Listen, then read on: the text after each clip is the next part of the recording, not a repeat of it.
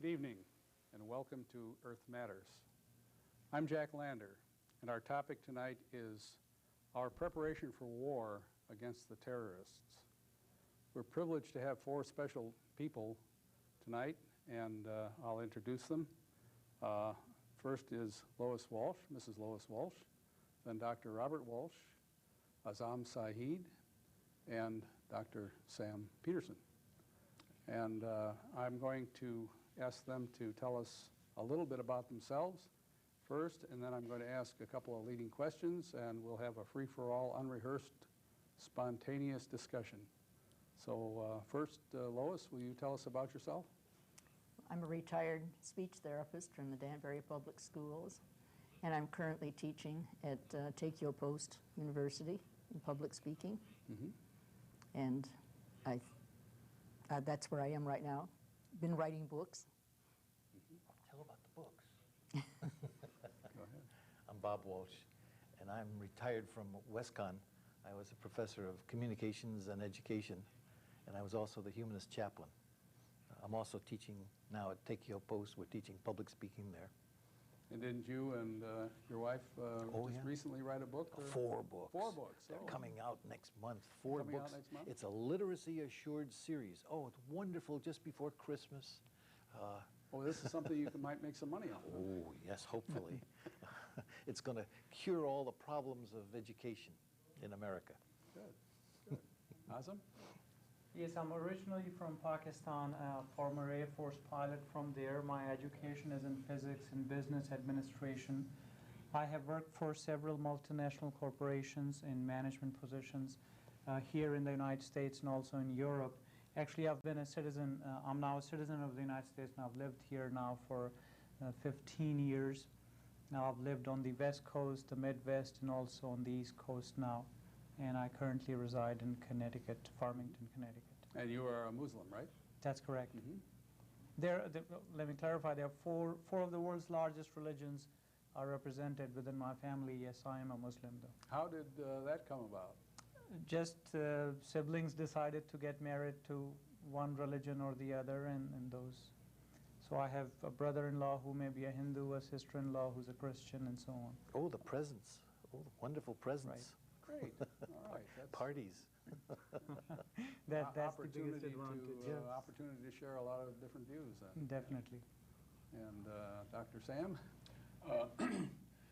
I have been in and out of the Middle East for about 40 years, first teaching in Turkey, and then as a Fulbright scholar in Iran. And then I taught also in Egypt and in the States, Islamic Studies, which was my field of major.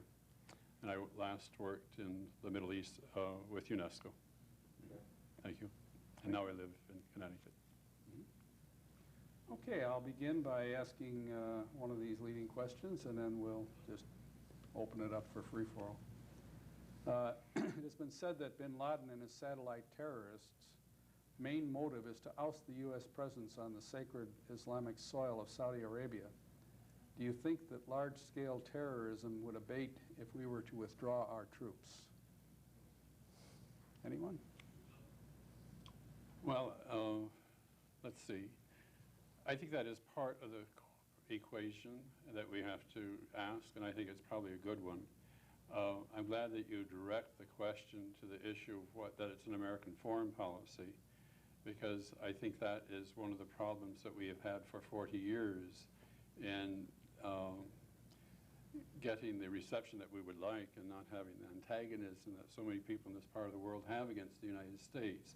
And I'd just like to give a little bit of background on bin Laden, who was, and his organization, after Russia came into Afghanistan, the United States gave $3 billion and they trained him. And I can't remember what it was that Reagan called bin Laden, but he said he was a hero or he praised bin Laden.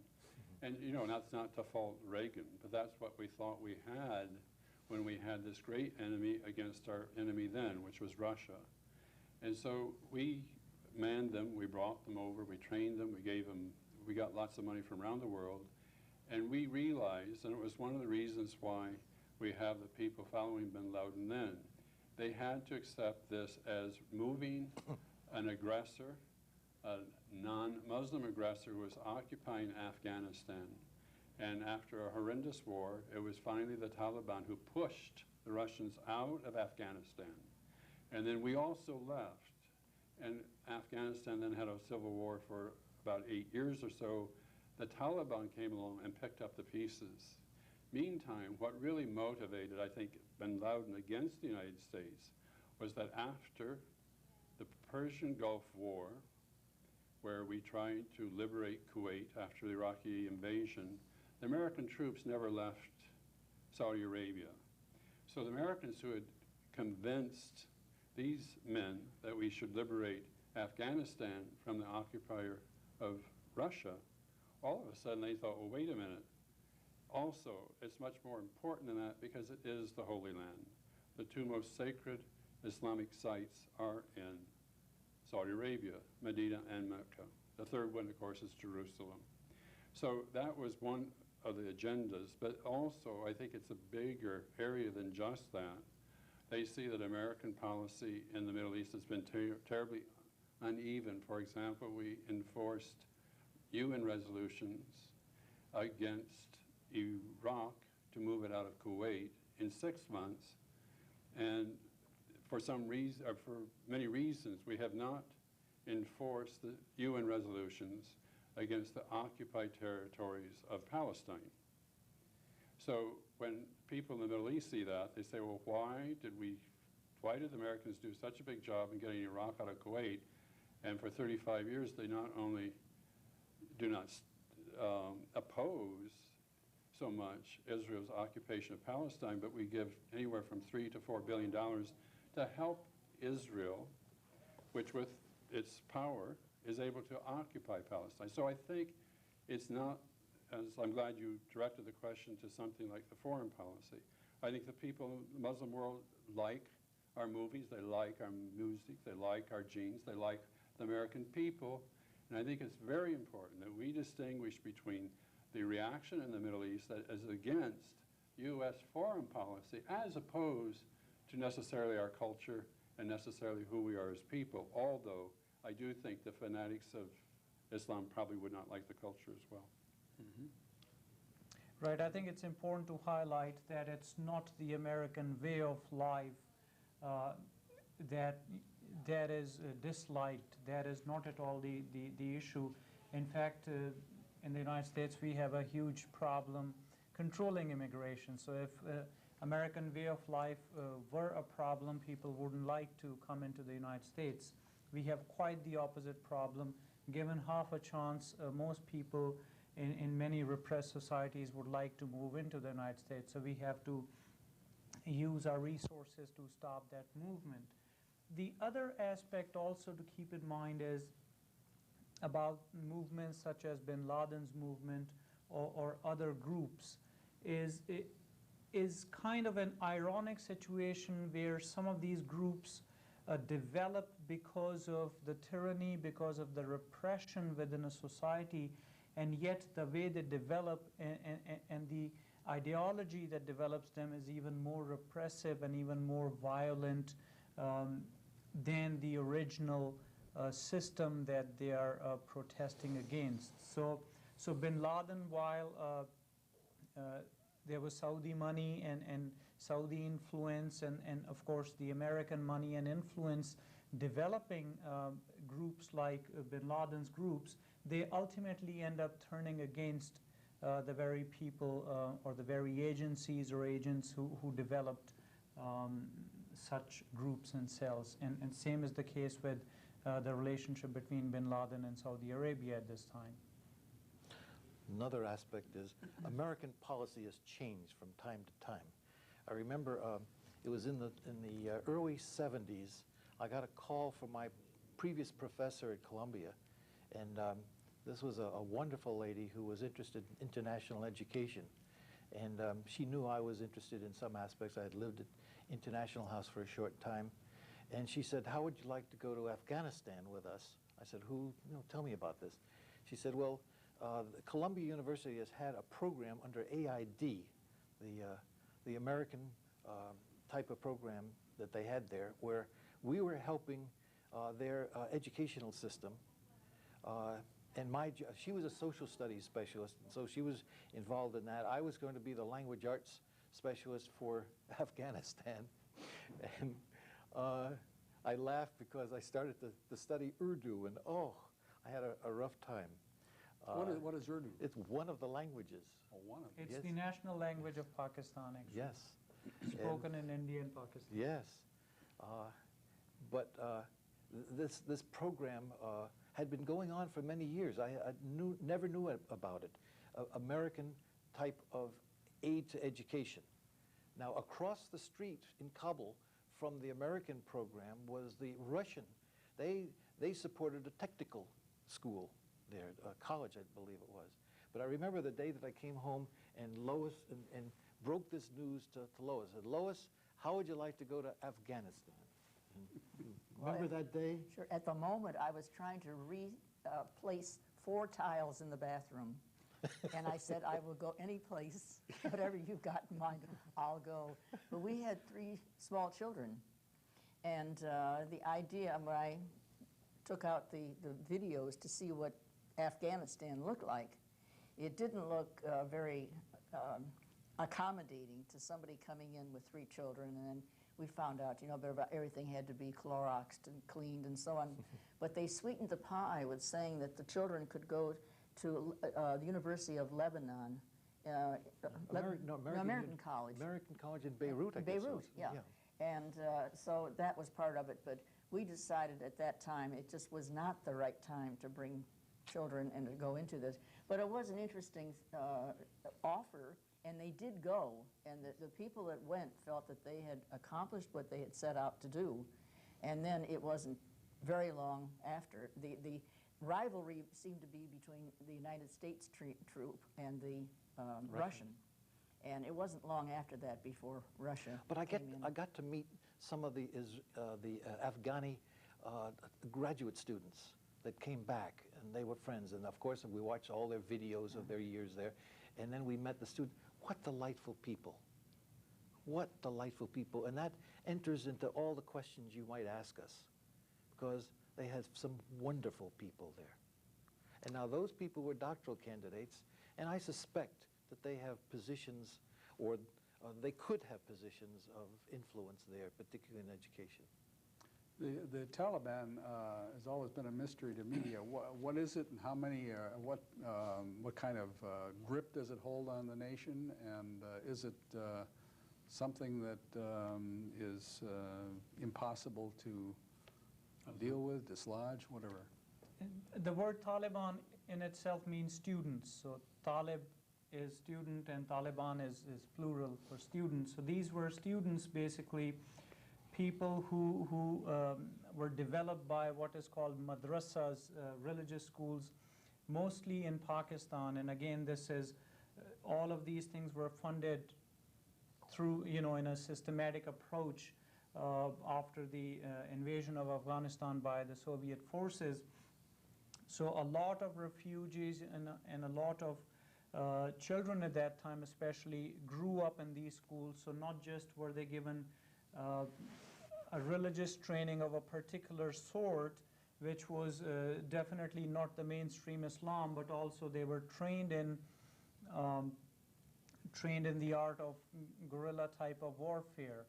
And so again, if we look at the forces involved here, we are looking at the government of Pakistan, the government of funding coming from Saudi Arabia, and the government of the United States, the CIA directly involved in the military training and guerrilla training of these individuals. And so these, at times, orphans or however you may want to call these students or kids, would grow up in these madrasas or religious schools, and then ultimately would end up becoming fighters, and they would go and fight the Soviet Union.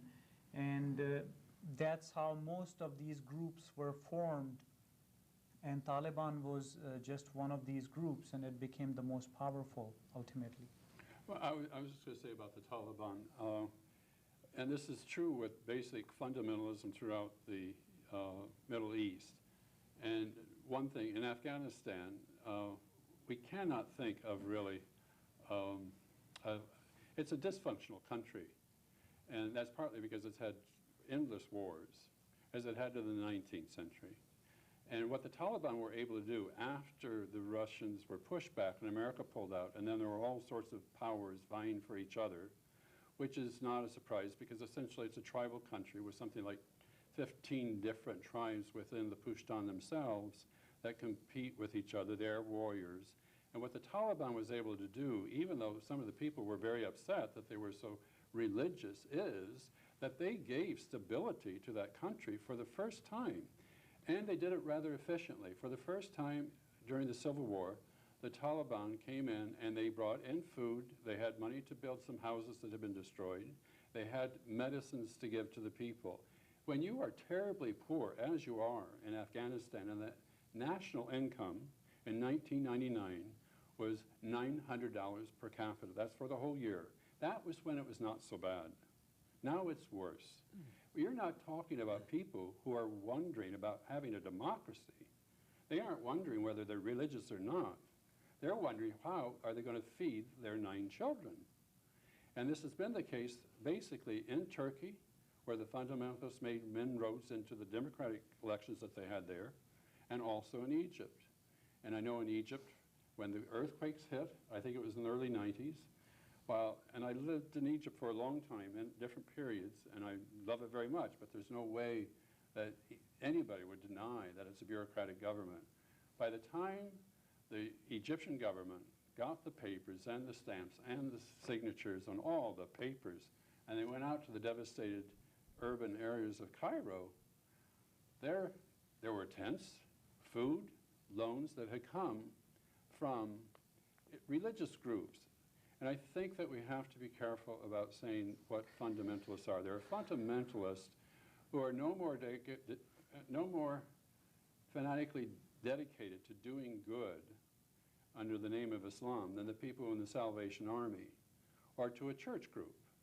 Some of them then also go way across the line and become very political. When you are hungry, you don't ask them, I'm sorry, I'm not going to take your bread until you tell me what your political affiliations are. Are you really going to, are you a terrorist? Are you anti-America? Are you anti-Western? You want to get food. These people, Taliban, did not come into power without being received at one point. It was because they gave stability there. And it hasn't been very pleasant because the incredible repressions that have been inflicted on the Palestinian people, or the Afghani people. But this also happened with aid groups that came from Cairo, and partly because they're not as large as a government, they don't become so bureaucratic, so they win an awful lot of points for simply doing good. And some of them, that is their ultimate goal. And the same as any religion. Every religion has aid, and one of the pillars of Islam is to give alms. So it's in the religion that you give alms. It's not in the religion that when you give alms, that also means you go kill somebody. I mean, that's absolutely haram, forbidden in the religion. So I think you have to look at where the Taliban came from to understand a bit of that, and who the Taliban are just one branch of these religious groups that have very much a political agenda that goes beyond the religious agenda. And some of them are really there for only political means. We have so little understanding of how these countries work, but in an Islamic country, especially countries that we bolster up, I mean, we give a lot of money and support, and they are our allies, and I think that's fine. But we have, one of the problems is that these are not democratic governments. So if you were to have a voice in these countries, there's not a viable political party. I mean, you can't go from being a Republican to becoming a Democrat and then have a forum. You either go along with the regime or you do not. The one thing in any Islamic country that is even more important than government is your religion.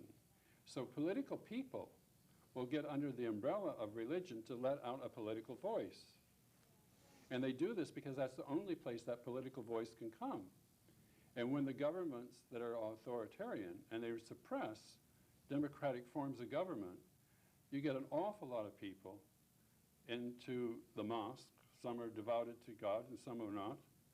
But out of those large numbers, you will have these groups that have a political agenda, and they only have a political agenda underneath this protection, this shield of religion, and they do clamp down on them sometimes, but it's often very difficult. It's a tight wire to walk.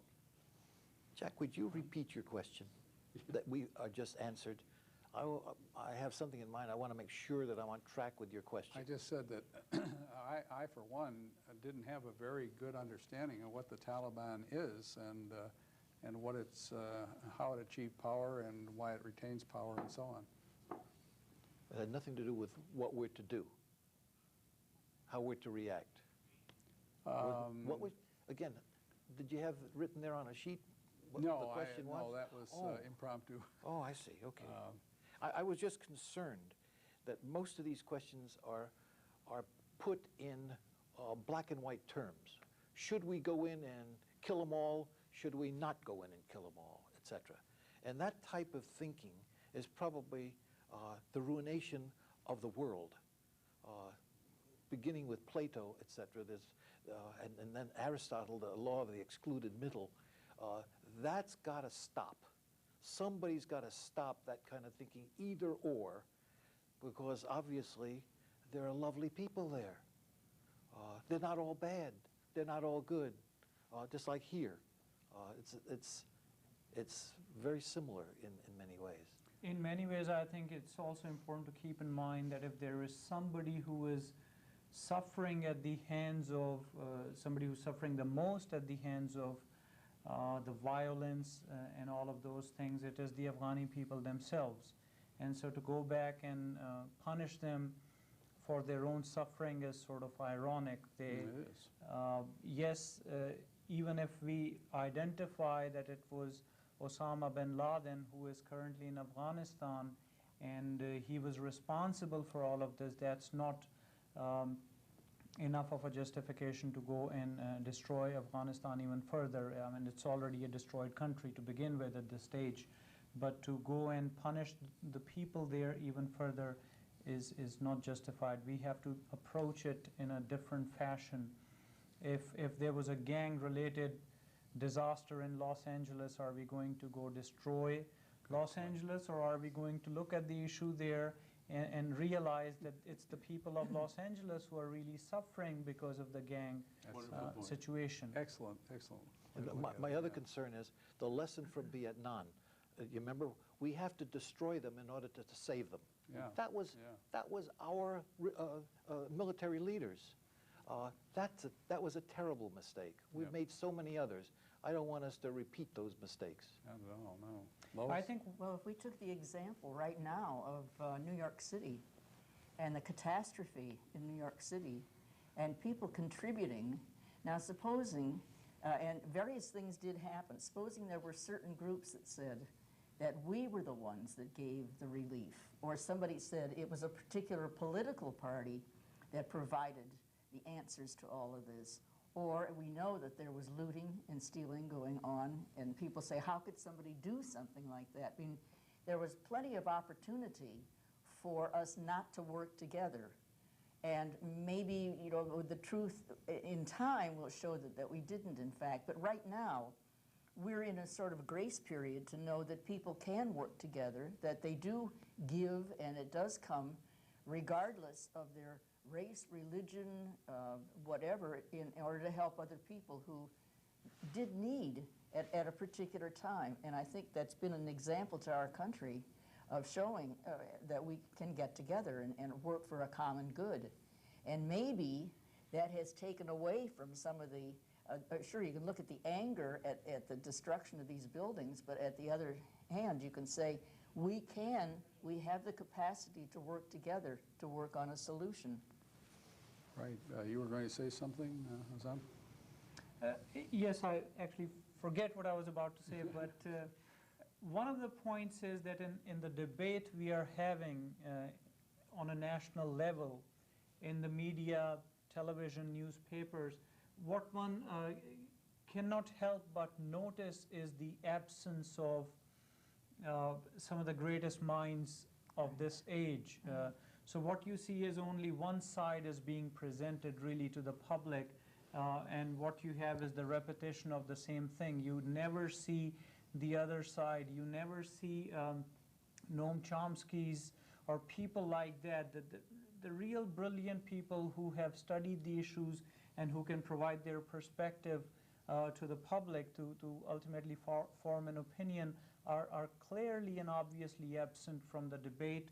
Why are they absent? Is it by choice? Have they decided to stay out? No. If Noam Chomsky's articles are very welcome in Hindustan Times, then why aren't they welcome at New York Times? So Yeah, those are the right. questions we have to ask. Why are we not getting the other side of the picture? I would like. We're going to have to take a little break here, and we'll be back in just a minute. We off? We Americans are going through a tragic time. We all have painful emotions following these hideous events. Here are some ways to get through this time of crisis. Please ask for help if you want it. Avoid repetitive viewing of the terrible images. And do something. Donate money, donate blood, volunteer. For more information, contact your local American Red Cross chapter or visit our website. Together, we can save a life. In RSVP, we don't just want to change the world. We're old enough to know how. Retired and Senior Volunteer Program is a program for people 55 and over to work in many different capacities in the community. I worked with sixth graders, and the teacher told me that her sixth graders' scores were much higher than any of the other scores. I was delighted. Show us a problem, a tough one. We have the skills to find real answers. They're basically eyes and ears for the deputies. We have a staff of 300 volunteers restoring aircraft for the museum. When you built the plane, where did you get the parts? We made them. Your life experience, shared for a day, a week, a year, that's what it takes to make the world a better place. It takes you.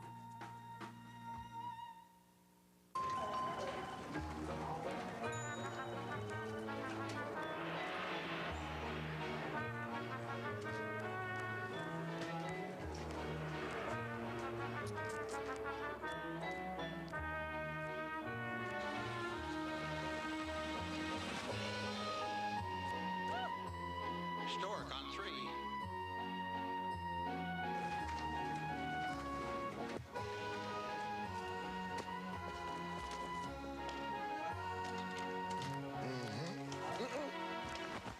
Oh, please come here.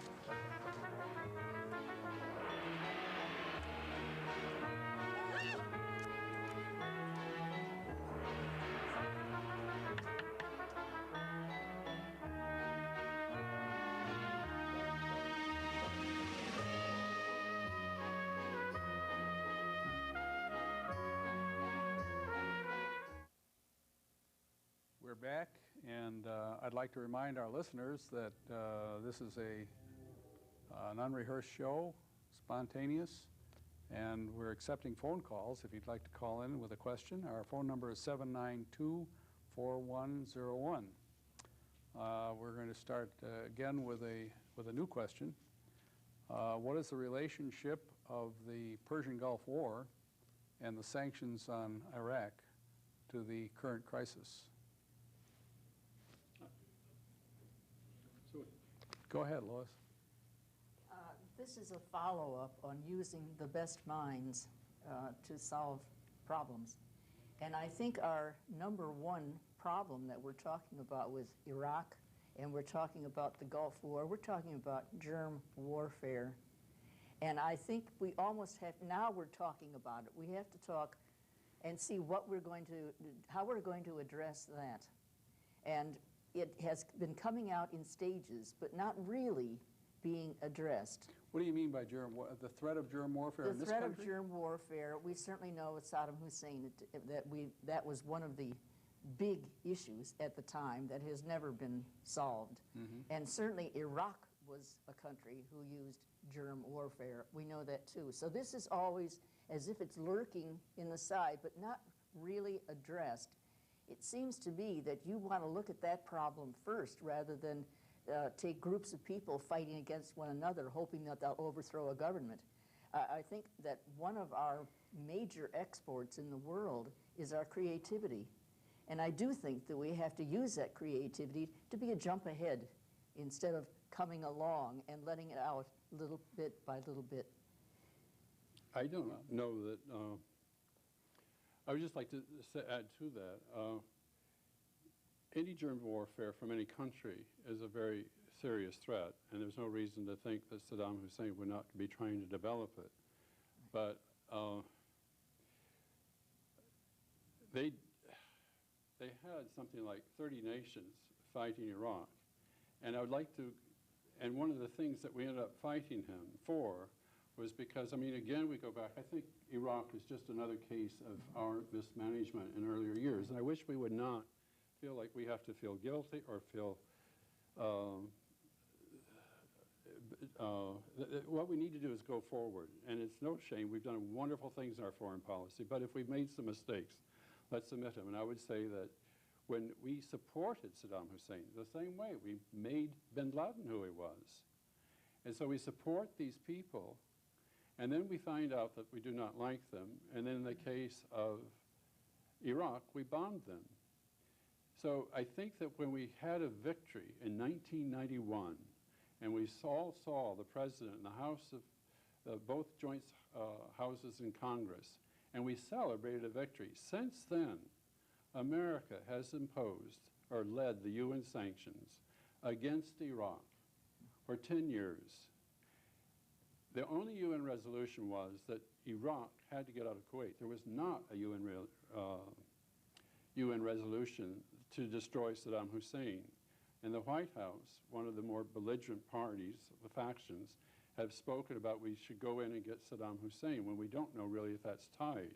But one thing, we helped create Saddam Hussein to begin with. We've been bombing them for 10 years.